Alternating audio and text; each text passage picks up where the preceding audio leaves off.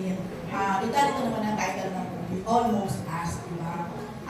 Kung may tao sa buhay niyo ngayon, na sa buhay niyo ngayon, please mention a name na hindi niyo gugustuhin ma-label na Almost Us. Kanina ito, Tita Rose. JM, Dustin, and Kian. Kung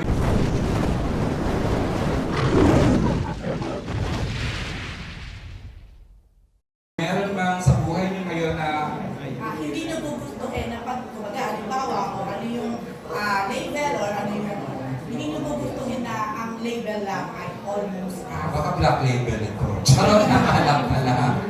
Meron ba yan? Hindi naman ako lalayo eh. Ayaw ko, ito. Si Jem, of course. Ayaw ko malibel kami na Almost Us. Kalimutan ko ang sarili ko for a moment dun na. Go ahead niya. Ayan, hindi naman ako showbiz na sumagot. Finish to you talaga. Right? Nagbibigay. Hindi ka madami. So, I feel, ayaw ko, syempre, nandito naman din kami sa sitwasyon na ito eh. He's courting me. So, ayaw ko malibel kami as Almost Us. Ang linis naman ito with yung whatever you have right now. Ang galing, ang galing. So, yeah, it's Jem. Kayo dumaan sa hardship. Go ahead, Thank you, Jane. Kian, for that answer. And Dinig mo lang siya, binigyan mo na ng flowers ng Valentine's Day. Tapos, naitapos na, di ba? Ang galing. Ano, whatever it is. JM. Ako siya din, siyempre. Sige nga. Nagkaka-yuha, nagkakatas. Nagtatagal ako para makapag-ready. Oo! May katabi naman siya. So, dahil sa sagot niyong dalawa, parang magkakapangkan. Sobrang kikiligin ako kasi may positive naman pala. It's us, no? Para sa part 2, finally, it's us. Tawag ko dyan. May part 2 na. Okay. Oh, at this year, kapit mo ng bagong contract. Charot.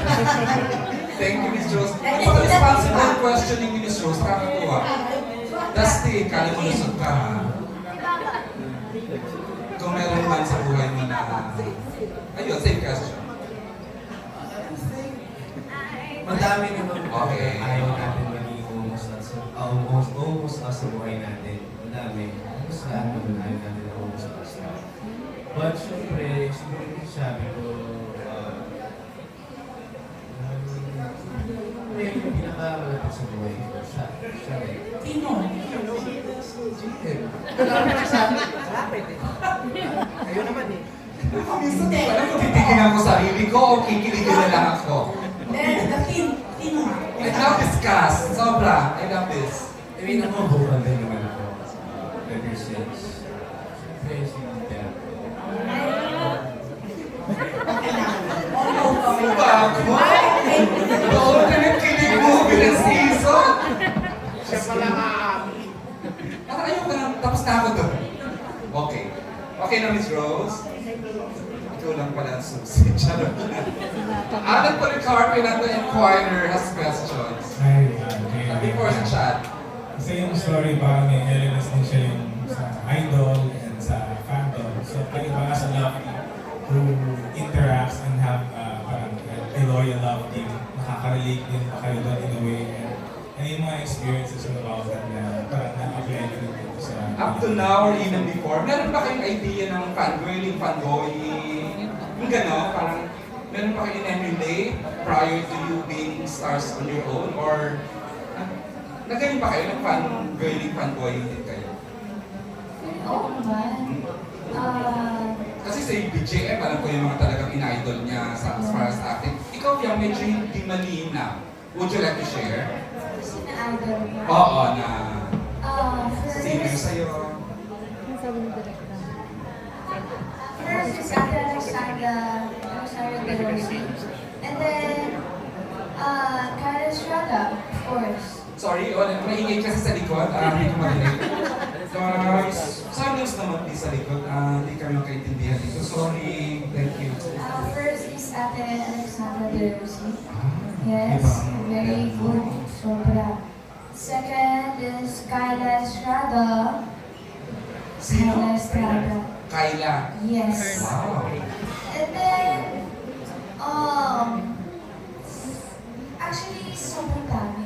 Pero at least nag-mention ka ng another one lang, good three. Dennis Trillo. Wow, Yeah. iba din naman. Sobrang galing talaga. And yes, actually hindi ko pa nakikita si Ate Alex and Rosie. Dennis Trillo. Ang Speaking of Alex, check that. Oh. Yun si Ate Kai pa rin nakikita ko and very, syempre, I'm a big fan of I her. know, din alam. Diba? I'm really big fan of her. So, every time na nakikita ko siya, sabi ko, Ay, kikiligin niyo pag nabasa niya ito, narinig niya. sobrang big fan talaga ako. She's a nice girl. Sobra. I love her very much. So, yeah. Okay. Thank you, Fian, for sharing. JM, nababanggit mo sa akin off-cam lang na nakikita. Kasi may pinanggagaling yung daddy mo. Nakaka-trace ng fans. Parang JM reminds us of this actor.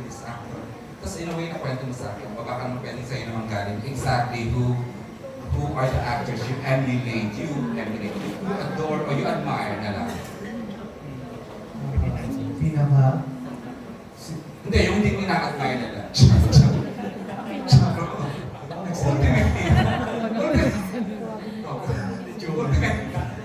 Kahit tatlo. si Sir John Lloyd Sigaro. Of course, Si John Lloyd.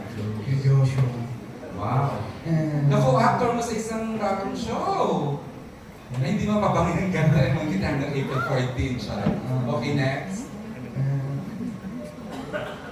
Sir Dennis din. Dennis J. Speaking of, check lang yan, yung mga lady na kumenta na.